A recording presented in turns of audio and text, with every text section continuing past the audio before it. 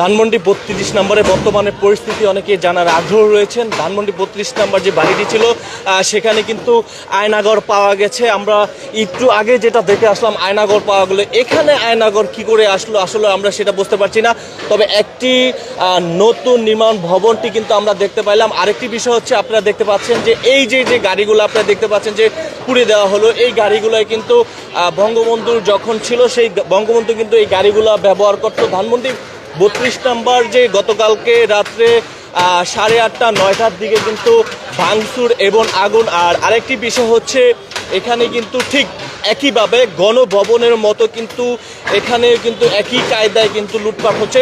5ই August সাবেক শেখ হাসিনা যখন পালিয়েছিল তখন গণভবনে যেভাবে ভাঙচুর করে ঢুকে সব কিছু লুটপাট করে নিয়ে গেছে, ঠিক একই কায়দায় কিন্তু ধানমন্ডি ৩২ নম্বরে কিন্তু লুটপাট হচ্ছিল গতকালকে আমরা যেমনটা দেখতে পেয়েছিলাম।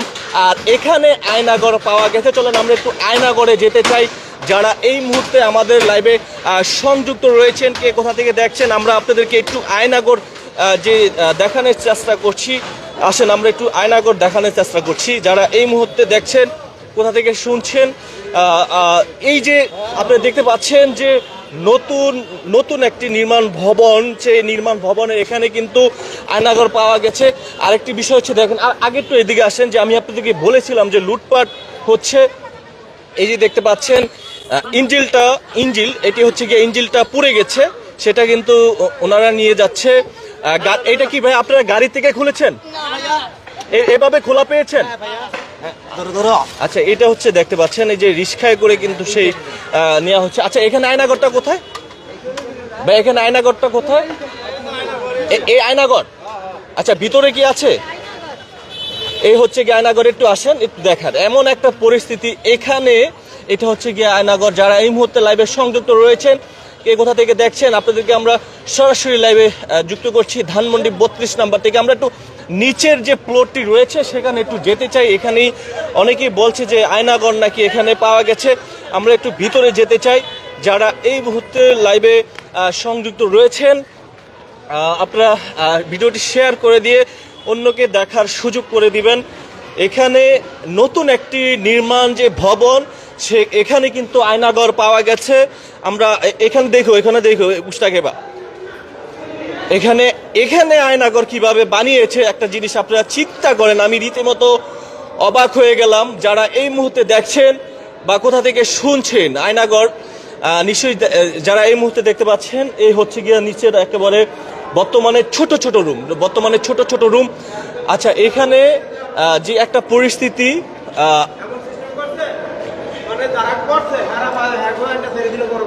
কি করেছে ভাই একটু যদি বলতেন আমাকে। এই যে আয়নাঘর সিস্টেম করছে, আয়নাঘর সিস্টেম করেছে। হ্যাঁ, কত কি এখানে যদি একজন মানুষ আইনে রাইখে দেয়, সে কি আর জীবনে কোনো বাইরে যেতে পারবো? আর এখানে আইনে যদি মাইরে ফেলায় লোকজন, তাইলে তো মনে করেন কেউ কোনোদিন খুঁজেও পাইব না, তার গার্জিয়ান কোথায় পাবে? তাই এইরকম একটা দেশে এইরকম একটা সিস্টেম করছে ওই খুনি হাসিনা। মানে এর তো বিচার হওয়া আসলেই দরকার, এর বিচার হওয়ার আসলেই দরকার। এর এই বাংলাদেশের মাটিতে আইনে এরেও এরকম আয়নাঘর বানায় এদের মধ্যে রাখে তারে শাস্তি দিয়ে মারার দরকার। একবারে ফাঁসি দিলে হয় না, কারণ একবেলা ফাঁসি দিলে তো মরেই গেল। তারে সে মানুষকে যেভাবে কষ্ট দিয়ে মারছে, এইভাবে তিলে তিলে কষ্ট দিয়ে তারে মারতে হবে। আসলেন? আমি এখন এসেছেন। আচ্ছা, এখানে এক ভাইয়া একটু যদি কাইন্ডলি বলতেন, আপনারা কি আয়নাঘর দেখেছেন নিচে দেখছি রুমের মতন, কিন্তু আয়নাঘর বলে এটা কি আমি এটা শিওর কনফার্ম না। মানে ছোট রুম না, ছোট এই রুমই দেখেন। আচ্ছা, আপনি নিজে বাস্তবতা দেখে আসেন। আচ্ছা, দর্শক যারা এই মুহূর্তে আমাদের কি দেখছেন আপনি?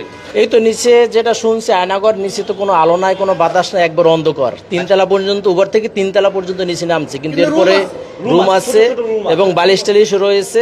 আচ্ছা, এই হলো অবস্থা। মানে এমন একটা পরিস্থিতি। আমরা দর্শক আমরা একটু নিচের যে ফ্লোরটা রয়েছে সেখানে একটু যেতে চাই। আসলে এখানে পানি দেখা যাচ্ছে, আর যাওয়ার পসিবল না। তবে এই যে ভবনটি, এই ভবনটি কিন্তু একেবারে যে নতুন যে ভবন আমরা যেমনটা আসলে দেখতে পাচ্ছি। যারা এই মুহূর্তে লাইভে সংযুক্ত রয়েছেন, কে কোথা থেকে দেখছেন বা কে কোথা থেকে শুনছেন, আপনি কি দেখতে এসেছেন বা কি দেখেছেন যদি একটু বলতেন।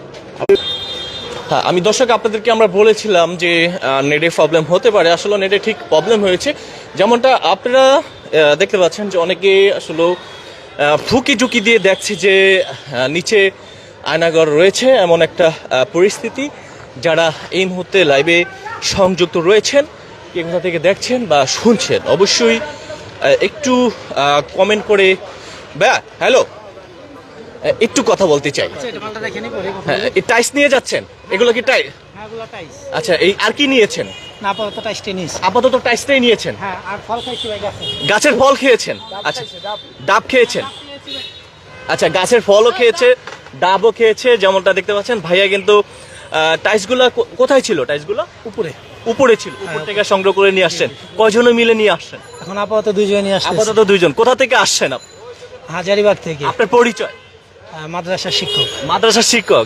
মাদ্রাসার বাথরুমের কাজের জন্য ব্যবহার হবে ইনশাআল্লাহ। আচ্ছা, দেখেন সে একজন মাদ্রাসার শিক্ষক, তিনি হচ্ছেন মাদ্রাসার বাথরুমের কাজের জন্য নেওয়া হচ্ছে। এটাই জি, বলতে জি, চাচ্ছেন? জি, জি। আসলে এটা কি উচিত কিনা যে মাদ্রাসার কাজে আপনি এখান থেকে নিয়ে যাচ্ছেন, এটা কি উচিত হবে?